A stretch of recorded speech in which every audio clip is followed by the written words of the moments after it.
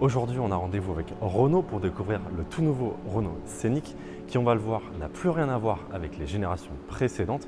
Alors souvenez-vous, l'année dernière, on avait déjà pu voir le modèle qui préfigurait cette version de série. Il s'agissait du Renault Scénic Vision qui lui-même était précédé par le concept Morphose présenté en 2020.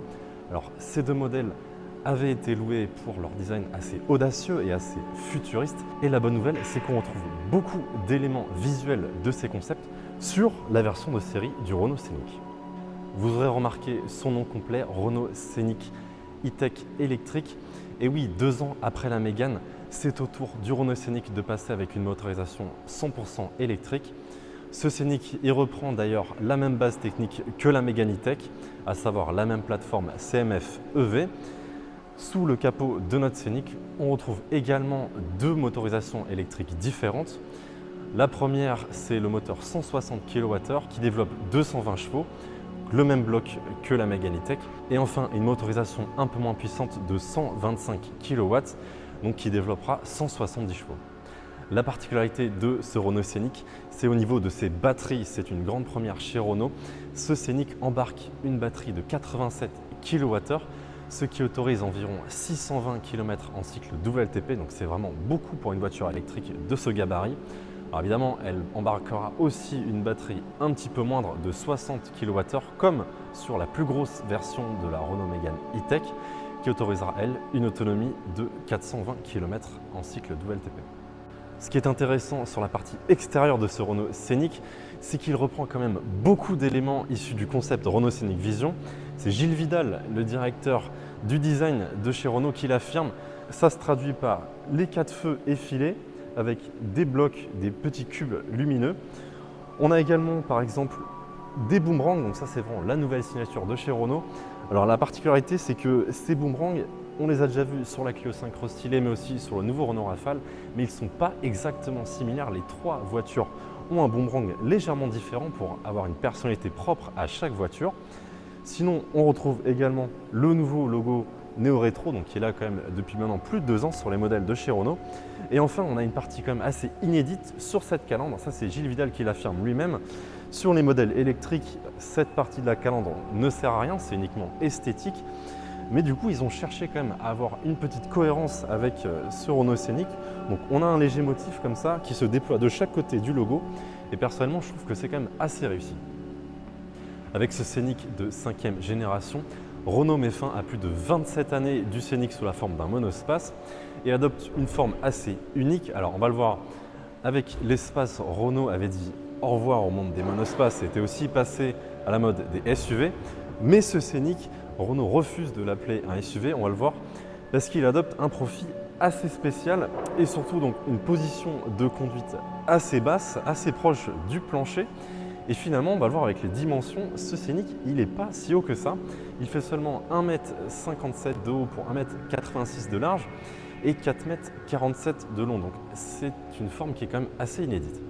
Ce qui est frappant sur ce Scénic, quand on le regarde de profil, ce sont ses porte-à-faux avant et arrière qui sont très courts. Et ça, c'est dû notamment à son empattement qui est très long, mesuré à 2,78 m. Donc c'est quand même 10 cm plus long que la Renault Mégane E-Tech, donc ce qui laisse envisager une très bonne habitabilité à bord. Sur ce Scénic, Renault a vraiment voulu accentuer tout ce qu'il pouvait sur l'aérodynamisme de sa voiture. Donc ça passe notamment par des poignées affleurantes type flush, donc avec une pression, elles vont se déployer. Ça passe aussi notamment par l'usage de jantes semi-pleines, donc il fallait quand même des ouvertures pour refroidir tout ce qui est système de freinage. Il y avait quand même une surface plate au maximum pour améliorer le CX du véhicule. Donc ça passe par des jantes de 19 à 20 pouces quand même assez inédites, c'est toute nouvelle jante pour ce Scénic. Et l'aérodynamisme, ça passe également par un arrière qui n'est pas très plat. Un arrière plat, c'est pas bon pour la traînée du véhicule.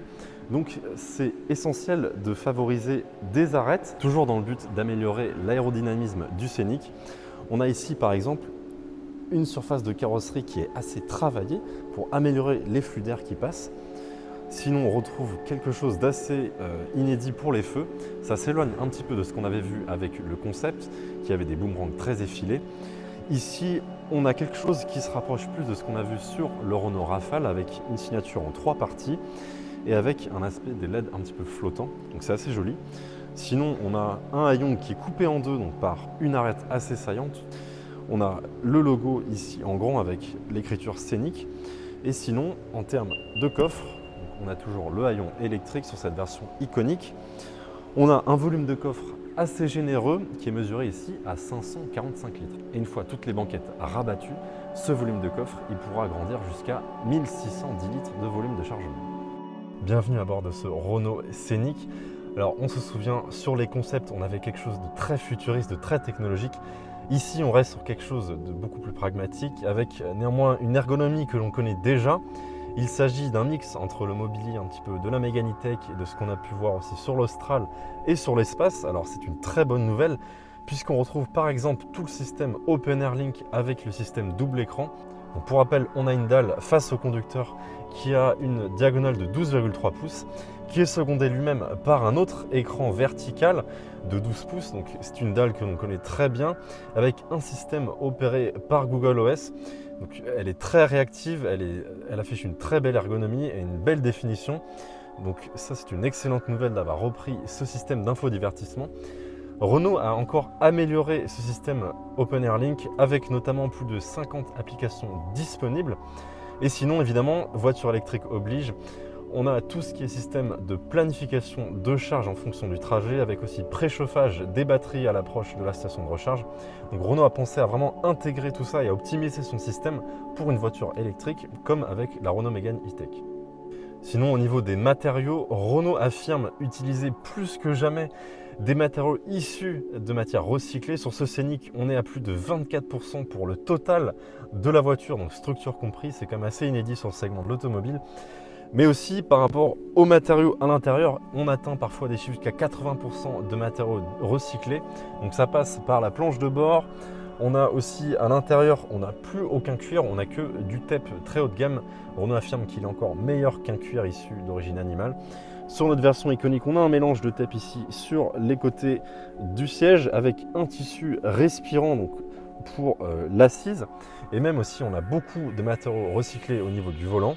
Et même par exemple, le toit que vous voyez au-dessus de ma tête est constitué à plus de 50% de verre recyclé. Donc ça, c'est quand même assez inédit. D'ailleurs, ce toit, on va aller le voir de plus près, mais ça se passe aux places arrière. Alors nous voici aux places arrière de ce nouveau Renault Scénic. On retrouve, c'est une excellente nouvelle, le toit Solar Bay que l'on avait pu voir sur le Rafale, donc qui arrivera bien plus tard.